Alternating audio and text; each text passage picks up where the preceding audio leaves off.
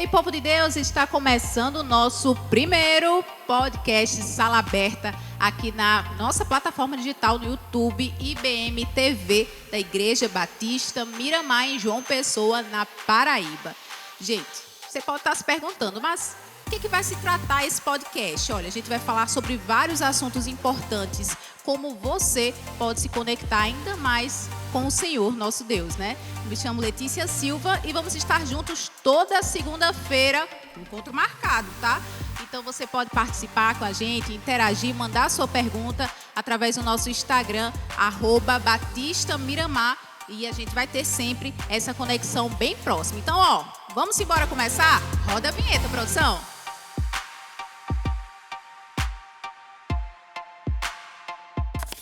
E nosso primeiro tema é sobre traumas do passado. Algo muito forte, é importante que a gente entenda, à luz da palavra de Deus, o direcionamento que o Senhor tem sobre esse assunto, para que a gente possa lidar com situações, né, tanto na área espiritual, na área sentimental e no decorrer da vida. E claro que o nosso primeiro entrevistado de hoje não podia ser outra pessoa, a não ser o nosso pastor presidente, Jean Clever. Pastor, muito obrigada pela participação aqui com a gente. Eu sei que vai ser um desafio grande, mas é muito importante levar a palavra do Senhor, né? Eu quero, Letícia, agradecer de todo o coração, até pela ideia do podcast, né? Que essa novidade, e é um desafio me convidar, eu ser o primeiro, né? É muito desafiador, mas um excelente tema. Parabéns a toda a IBM, parabéns à mídia, parabéns a vocês. Bom, pastor, a gente tem várias plataformas, esse é o nosso bate-papo, inclusive interações, pessoas mandaram perguntas, daqui a pouquinho a gente vai estar respondendo aqui, o senhor vai estar respondendo sobre esses assuntos, mas com relação ao os traumas do passado. Vamos logo direto para uma pessoa na Bíblia que viveu, né, esses traumas, que as pessoas que estão acompanhando o nosso podcast podem entender um pouco mais, que acaba sendo normal a gente passar por essas situações na vida, né? Primeiro eu queria dizer o que é trauma, né? Na verdade, traumas são acontecimentos fortes, imprevisíveis e inesperados, e que normalmente estes acontecimentos, eles são muito mais fortes do que a sua estrutura emocional, do que a sua estrutura física, do que aquilo que você realmente tem condição de suportar. Então, aquilo que é mais forte do que a sua condição, isso pode se tornar um trauma, e trauma é algo que, de alguma forma, atinge de forma negativa a vida de uma pessoa. Pode trazer tantos transtornos, mudanças, limitações, dificuldades. Imagina você carregar um sentimento, uma dificuldade dentro de você, que de alguma forma isso pode atrapalhar o percurso da vida. E com relação a esses traumas, né, de que forma eles podem acontecer? A gente tem a história de José, né, que é um grande exemplo na Bíblia, que passou por diversos traumas, e um deles, né, tanto físico quanto psicológico, enfim. Esses traumas eles podem acontecer de pessoas que muitas vezes a gente nem espera, né? Isso, a grande questão é essa, porque esses traumas podem acontecer dentro de casa, né? Pode acontecer nos relacionamentos sentimentais, pode acontecer com um amigo, né?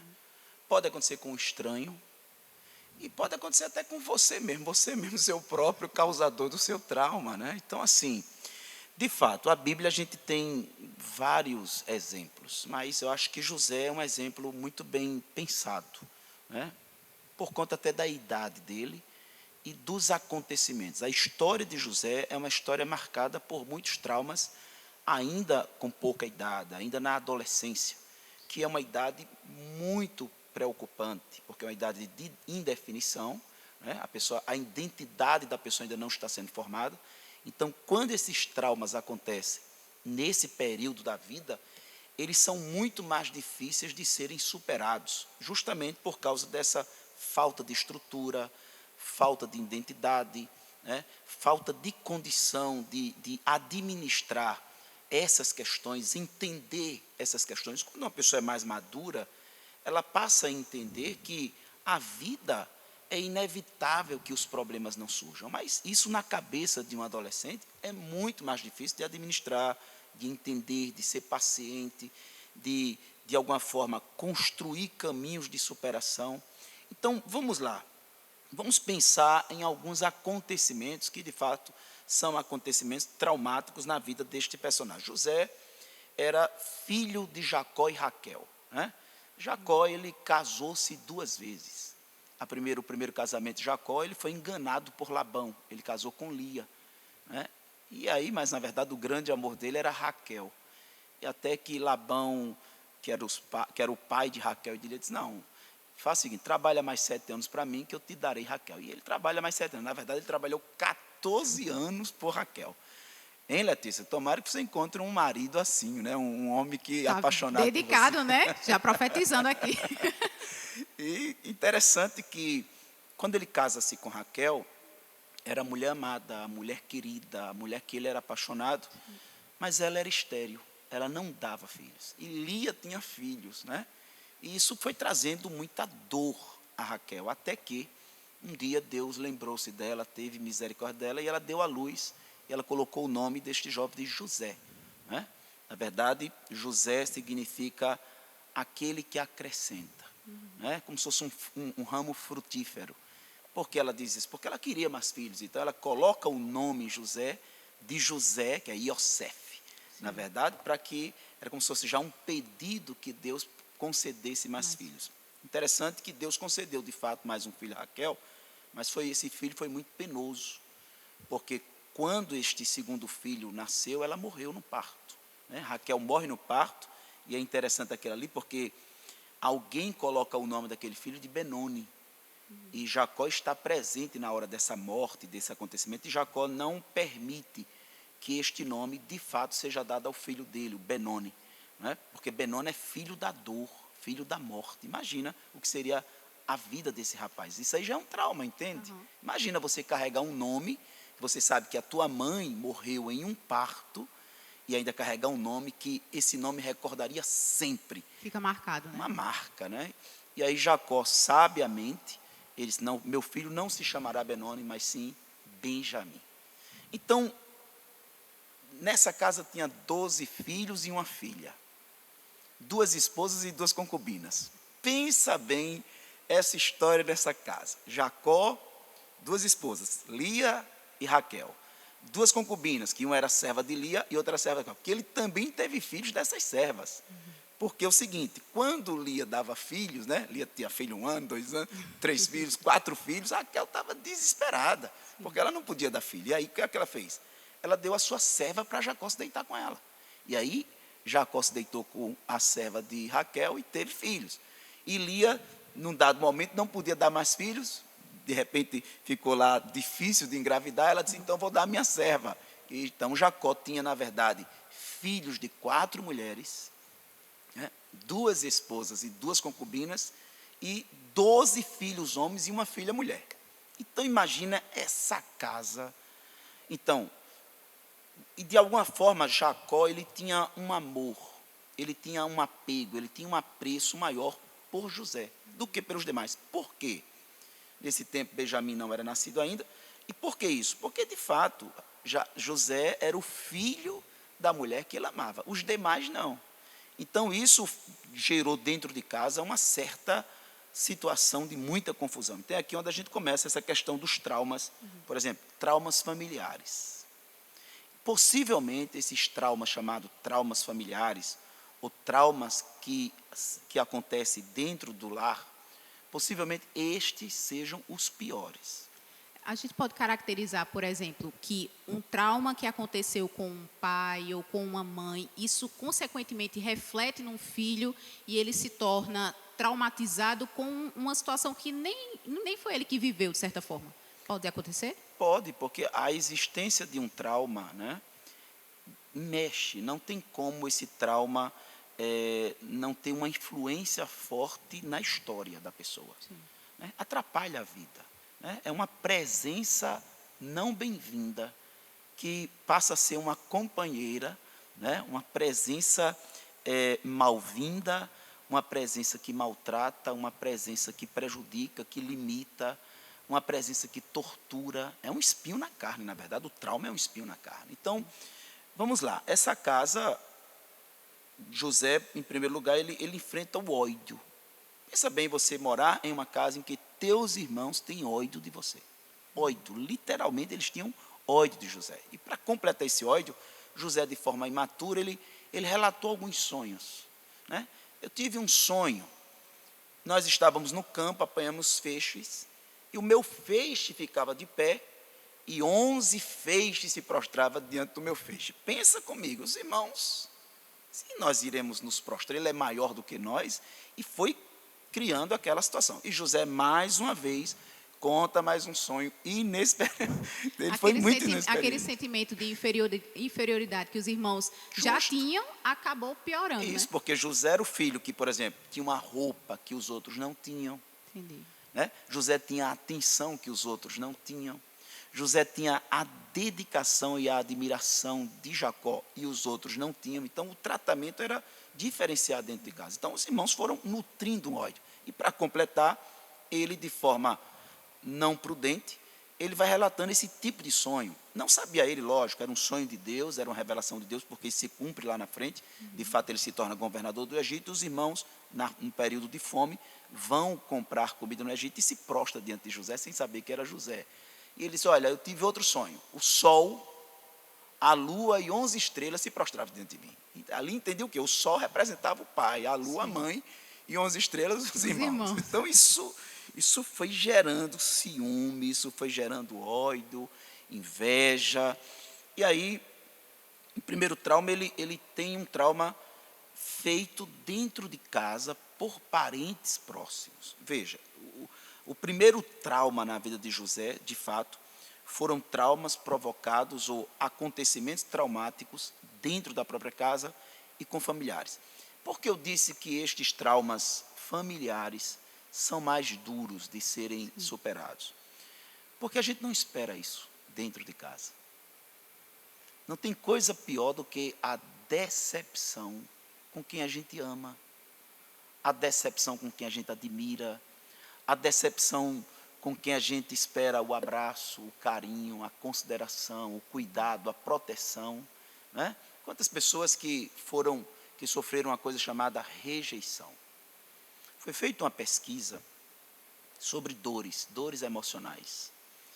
E foi descoberto nessa pesquisa que uma das piores dores emocionais, está assim, em um nível muito elevado nessa pesquisa de dores emocionais, é a dor da rejeição. E normalmente rejeição se dá por quem? Né? Rejeição parte de quem? Então, normalmente é isso, a rejeição parte de um pai. Quantas pessoas que o pai faz de conta que não existe? O pai não criou, o pai apenas fez. Né? Quantas pessoas que não conheceram seu pai, nunca abraçaram seu pai? Eu sou terapeuta familiar também, eu atendo muita gente. Quantas pessoas eu atendo e dizem assim, pastor, eu não conheci meu pai, só vim conhecê-lo depois que eu me tornei já jovem, adulta, mas sinceramente, pastor, melhor teria sido que eu não tivesse tido esse encontro, porque foi pior. Eu já sofria a ausência, a rejeição, porque de fato ele engravidou minha mãe, e no momento que minha mãe declara que estava grávida, ele a deixou. Primeiro ele ofereceu a proposta de aborto.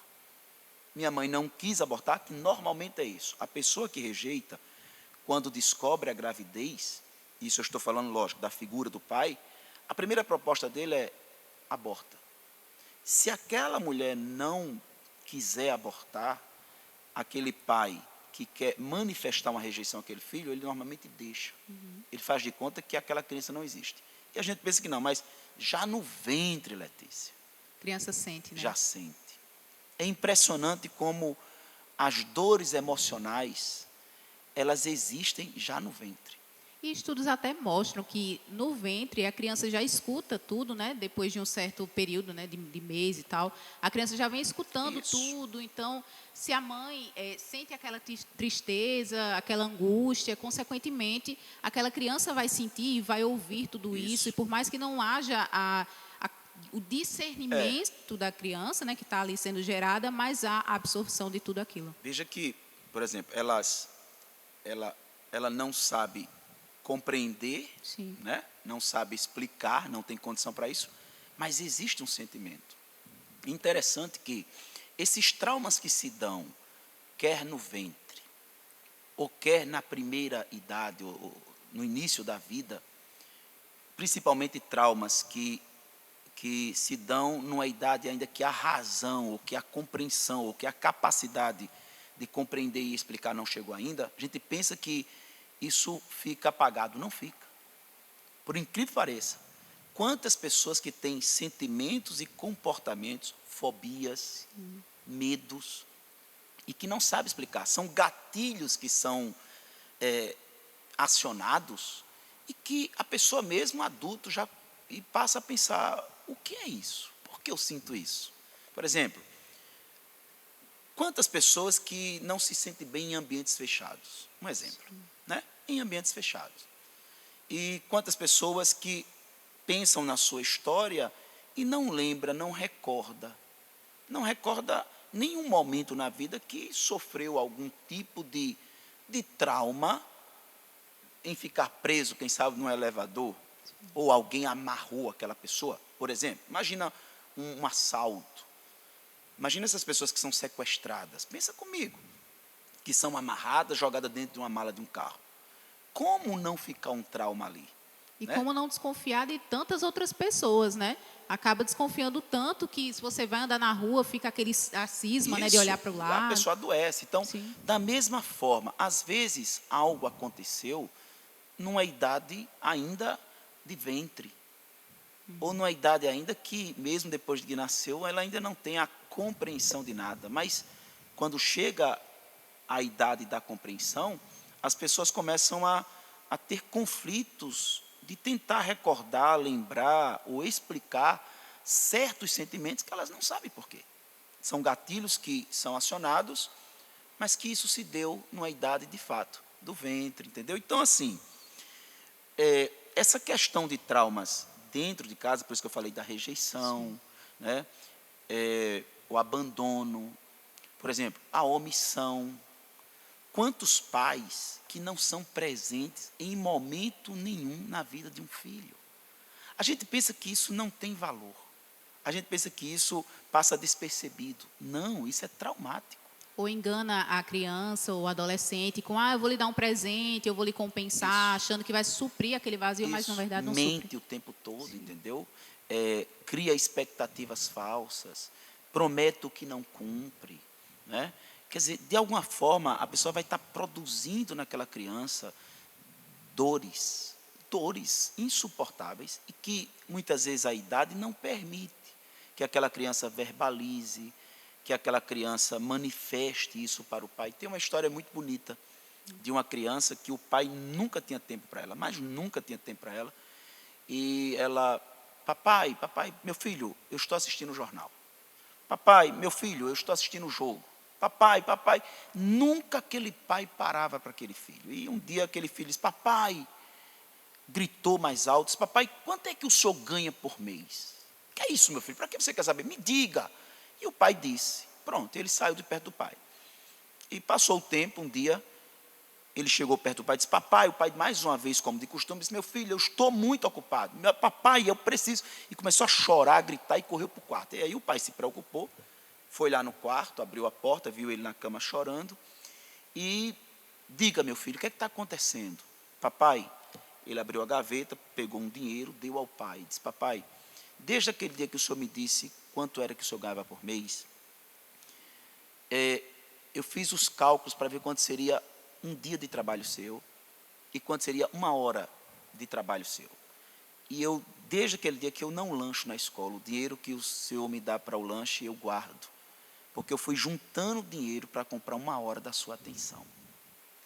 E às vezes a gente está tão ocupado, né, com tudo, e esquece que a vida está passando, a vida é agora. Isso. A gente não sabe, Jesus pode voltar amanhã e aí? Não viveu, não aproveitou. E a família é uma herança, né, que o Senhor nos dá, que a gente precisa viver, precisa dar atenção. Então, é isso mesmo. Então de fato, trauma é isso. Trauma são acontecimentos. E aí a gente já entende que esses acontecimentos que traumatizam podem acontecer no ventre, Sim.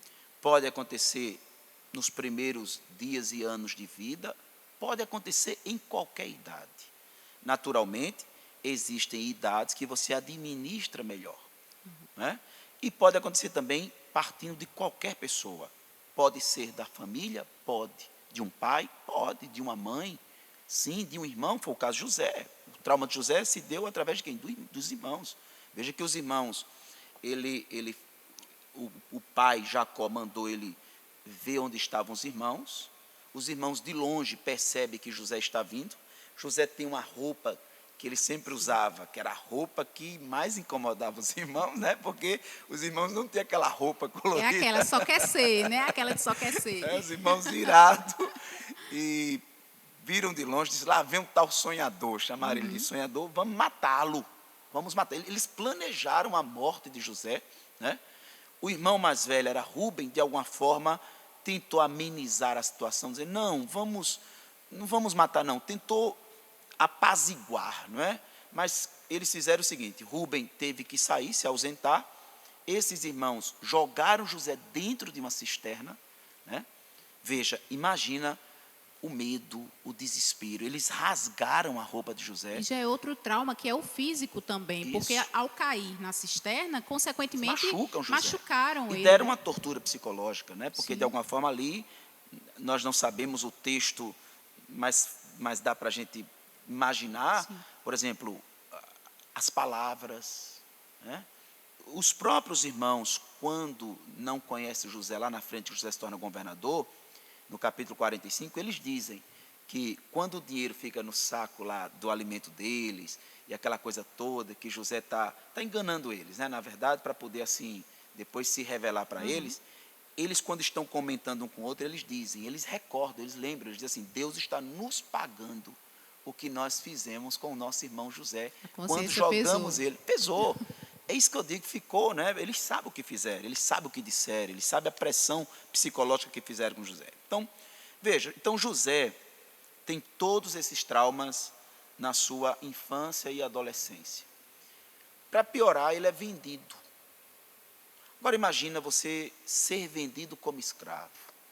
E o pior, ser vendido como escravo pelos seus próprios irmãos. Porque isso é uma traição.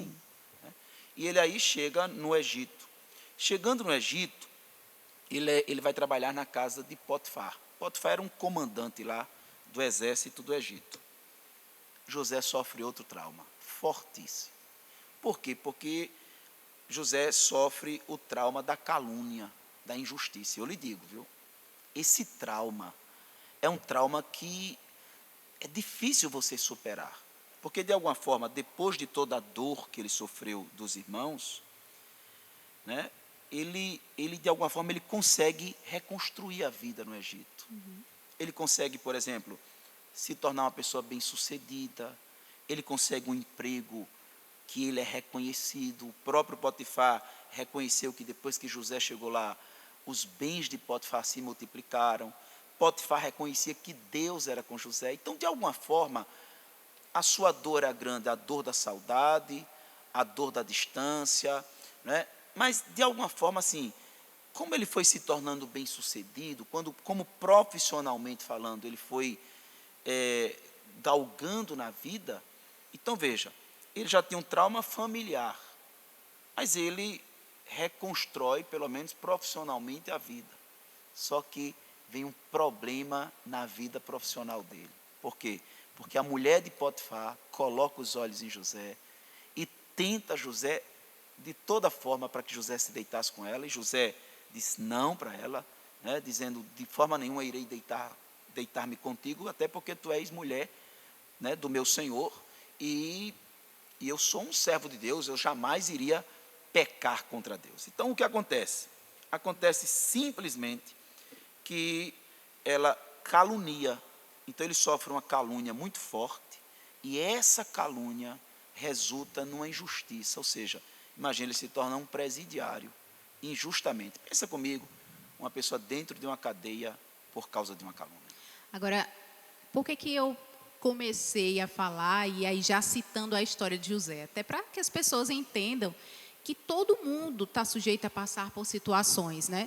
Que a dor que, por exemplo, alguém que está acompanhando aqui o nosso podcast pode entender que ela não está sozinha nessa situação, não só ela que passa por isso, biblicamente falando, pessoas na Bíblia, na história da Bíblia, passaram por isso também. Só que o interessante na história de José é que ele passou por tudo isso, mas houve um processo de cura, houve um processo em que ele perdoou, e esse perdão do trauma do passado fez com que ele prosperasse ainda mais, com que ele vivesse outras como é que eu posso dizer assim, outras experiências na vida dele. E é sobre isso, sobre superar esses traumas, como viver, entender isso também, que a gente vai falar mais daqui a pouquinho, viu, pastor? Segura aí, que já já a gente vai falar mais sobre esse assunto, até responder também as perguntas das pessoas, porque fizemos agora uma parte importante da identificação, né? Como identificar os tipos de trauma, como é que os traumas acontecem, e agora vamos entender, à luz da palavra de Deus,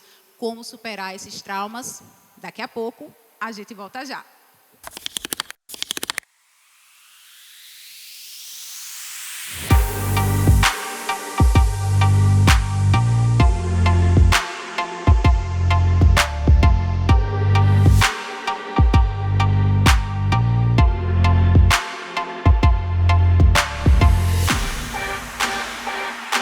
Estamos de volta no nosso podcast Sala Aberta aqui na IBM TV. E o assunto principal de hoje é traumas do passado.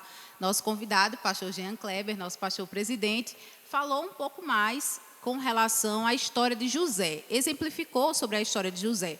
Mas o interessante dessa história é que ele superou. Então, assim como José superou, a gente pode dizer, né, pastor, que quem está passando por um trauma, por uma dificuldade, com certeza vai conseguir passar também.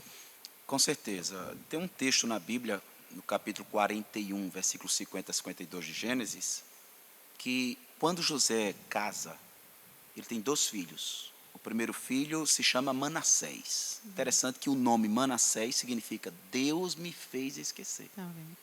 Né? E o segundo filho é Efraim. Deus me fez prosperar na terra da minha aflição. Então, ele quer dizer o seguinte, ele superou as dores do passado e ele prosperou no lugar do sofrimento. E falando em superação, através do nosso Instagram, o Batista Miramar, a gente lançou lá uma caixinha de perguntas. Por isso que é interessante, viu, você que está acompanhando aí, ficar ligado na nossa caixinha de perguntas, no nosso Instagram, Batista Miramar, que lá estamos sempre interagindo nas nossas plataformas, tá? A gente lançou uma caixinha de perguntas lá e algumas pessoas mandaram perguntas. A gente selecionou 5 para estar respondendo nesse podcast. A gente cobriu só o @ do Instagram para preservar a pessoa também, até porque é um assunto muito delicado. Então, vamos aí, produção. Pronto. Perda da mãe. Como superar essa situação? Veja, primeiro entender que todo trauma não é superado assim tão rápido e tão fácil. É trauma, né? Principalmente a ausência de uma mãe. A mãe é uma figura de proteção, de afetividade. Possivelmente a mãe seja a pessoa mais importante da vida, não é? Eu, por exemplo, particularmente, eu perdi meu pai, né, quando eu tinha só 3 meses de nascido, e perdi meu avô, que me criou, quando eu tinha 4 anos de idade. Não foi fácil. De fato, isso me trouxe muitas sequelas, como timidez, complexo de inferioridade, né, conflitos com respeito a entender ou procurar a razão de ter perdido meu pai e meu avô. Então, assim, isso é um processo, né? Agora, as pessoas devem buscar socorro, buscar ajuda. Hoje, mais do que nunca, a nossa geração é uma geração com muitos recursos e com muitas oportunidades. O meu conselho para esta pessoa é que, se ela não está conseguindo superar sozinha, ela procure meios, procure profissionais, procure Deus, principalmente, procure pessoas que, com certeza, ela irá superar. Tá aí, vamos para a próxima pergunta. Em novo relacionamento, como lidar com os traumas do passado do outro, principalmente finanças? Complicado, né? É muito complicado. Veja só. Primeiro, não comparar. Eu acho que nenhum relacionamento é sadio se o outro estiver presente ainda, né? se o outro fizer parte, no sentido, na memória, na lembrança, nas comparações. Então, já que uma pessoa vai começar um novo relacionamento, eu acho que o conselho correto já é esse. Primeiro, se vai começar um novo relacionamento, é importante que você não tenha mais nenhuma ligação ou qualquer coisa mal resolvida com esse relacionamento passado. Então, é muito difícil um relacionamento ser bem sucedido se eu não me divorciei emocionalmente do passado. Inclusive, eu vou até dar um spoiler, não sei se eu posso, se eu vou levar um carão do pastor, mas eu vou dar esse spoiler. Aqui a gente tem o culto dos solteiros na terça-feira e dos trechos da palavra que o senhor trouxe falava o seguinte: quando uma pessoa ela não consegue falar naturalmente, de forma tranquila, sobre o passado de um outro relacionamento, isso é o maior sinal de que essa pessoa não superou, né? E isso acaba sendo difícil, né? Se a pessoa não superou um relacionamento antigo, como ela vai viver um novo? Não tem novo. Não se coloca vinho novo em odres velhos. Verdade. Vamos para a próxima pergunta. Como conseguir olhar para o trauma sem sofrer? Não tem como, né? A gente precisa ser realista, né? Pé no chão, trauma dói, trauma machuca. Então não tem como olhar para um trauma e não sofrer, olhar para um trauma rindo dele, né? Olhar para um trauma achando engraçado, de forma nenhuma. Até porque isso é uma negação, e é perigoso isso.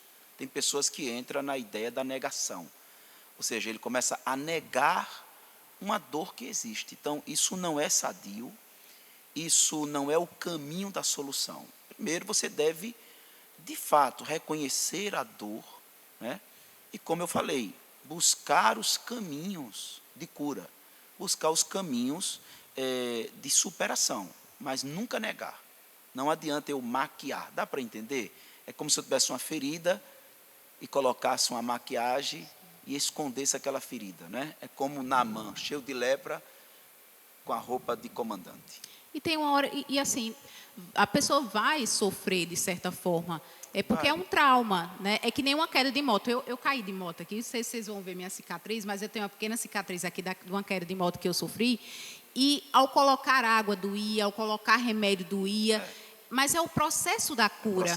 Né? E o processo de cicatrização, Sim. entendeu? A gente tem que entender isso, que tem a ferida está lá.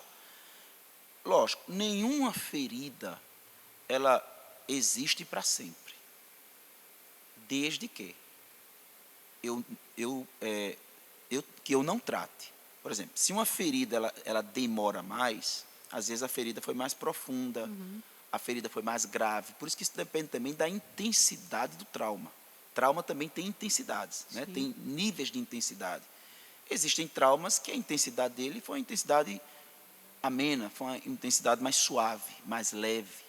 Existem traumas que a intensidade foi muito mais forte. Então, depende disso e depende desse processo de cicatrização. Se eu cuido, se eu trato, se eu busco ajuda, com certeza esse processo de cicatrização será mais rápido.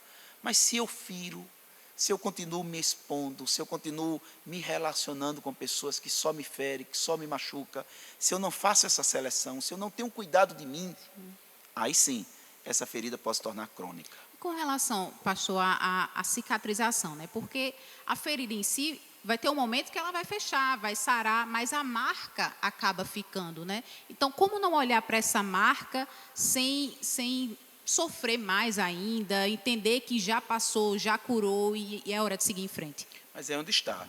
Veja que a marca fica. Não tem como a marca não ficar.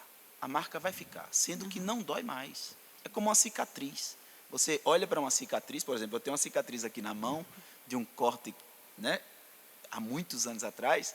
Eu lembro exatamente de tudo como aconteceu. Eu lembro onde foi, eu lembro a hora, eu lembro qual foi minha reação, eu lembro o que eu fiz, eu lembro tudo. Eu lembro que eu chorei, eu lembro que eu vi o sangue, que eu me preocupei.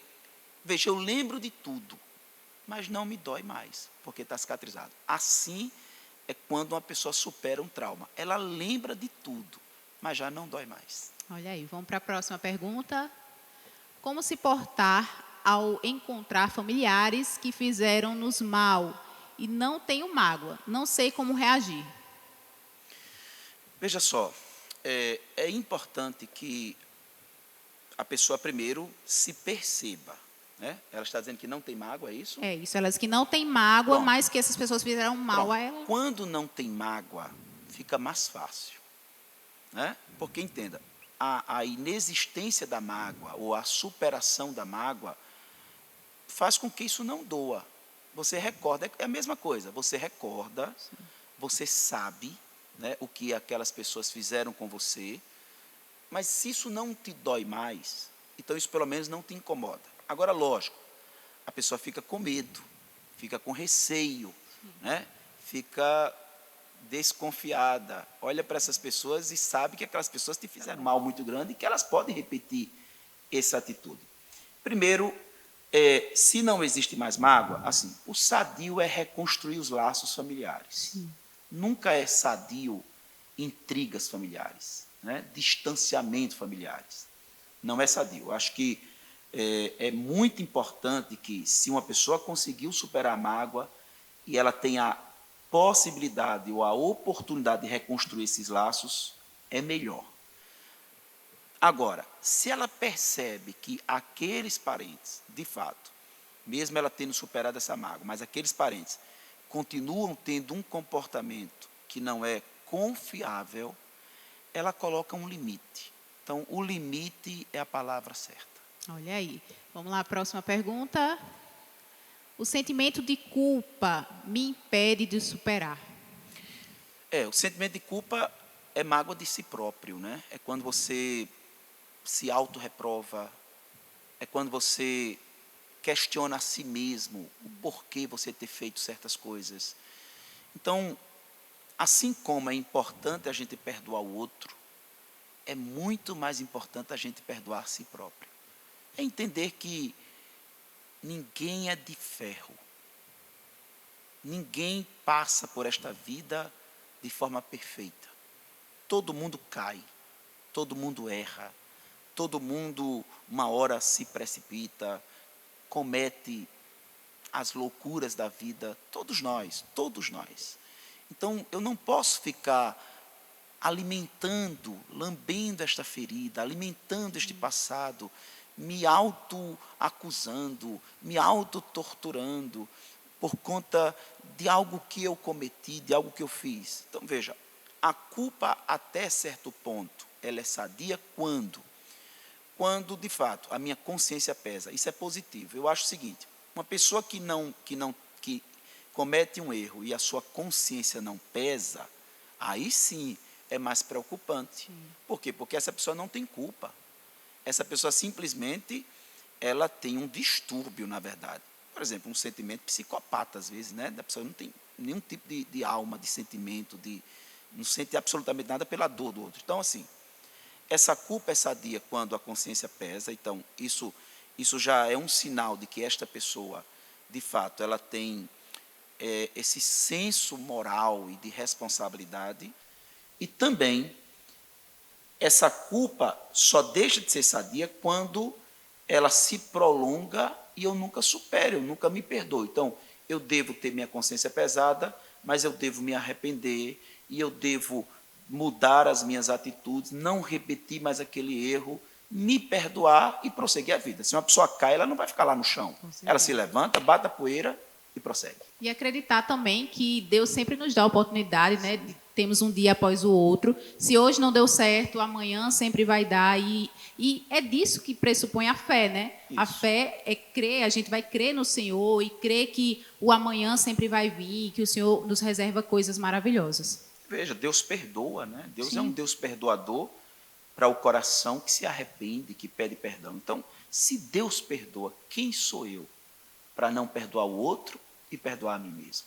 E até tem um trecho na Bíblia que fala para a gente perdoar 70 vezes 7 e as pessoas já vão naquele número, né? Meu Deus, 70 vezes 7, vamos fazer as contas? Aí dá muito, né? Aí isso pessoas... por dia, viu? E por dia, e detalhe, por dia. Aí quando você olha, poxa, mas eu vou perdoar fulano de tal, que fez isso, isso e isso, Cicrano do meu trabalho, que só quer me derrubar, Deltrano, que fala mal de mim, duas caras, não sei o quê. Mas Jesus nos perdoa, né? Mas essa é a questão. O perdão, na verdade, ele não faz bem ao outro. Ele faz bem a si mesmo. Então, eu não perdoo o outro por causa do outro.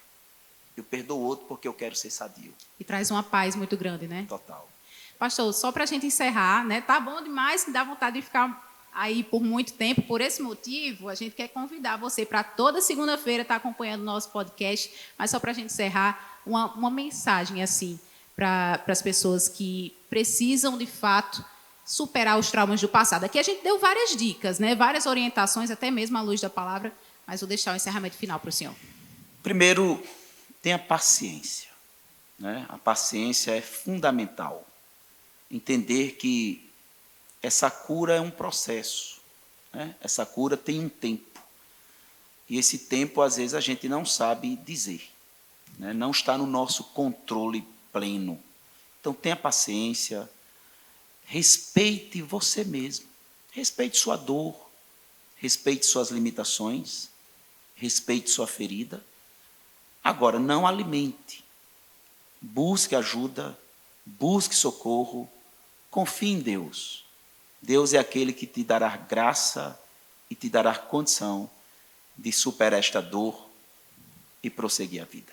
Amém. Glória a Deus. Pastor, muito obrigada pela sua participação. Primeiro, não podia ser com outra pessoa, a não ser com o senhor, nosso pastor presidente. Uma honra enorme estar conversando com o senhor aqui nesse nosso podcast, o primeiro, Sala Aberta.